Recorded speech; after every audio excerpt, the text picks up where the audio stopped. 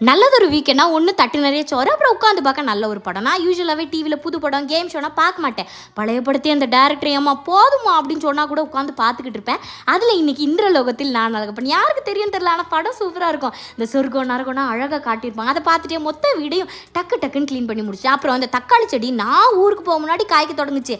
ஆனால் இன்னும் ஒரு இம்ப்ரூவ்மெண்ட் இல்லாமல் ஸ்டாச்சு அப்படிங்கிற பொசிஷனில் அப்படியே இருக்குது. ஒருவேளை நம்மள மாதிரி 8ஆம் கிளாஸ் மேலே இதுக்கும் வளர்ச்சி இல்லையோ என்னமோ நினச்சிட்டு சரி பூச்சி மருந்து அடிச்சு விட்டா ஓஹோன்னு வளரும்னு அடிச்சு விட்டுருக்கேன். அப்புறம் எனக்கு என்ன ஒன்று புரியலனா, சில பேர்னா இந்த மண்டை முடியனா கேப்பாராலாம் விட்டுருவாங்க.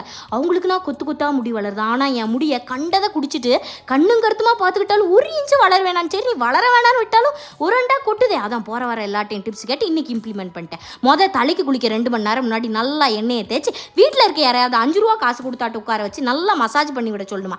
அதனாலேயே சொன்ன மாதிரி ஆளை பிடிச்சிட்டு வந்து நல்லா குழுன்னு எண்ணெயை தேய்ச்சி நல்லா மசாஜ் போட்டு விட்டாச்சு. இனி முடி வளர்றதா மிச்சம்.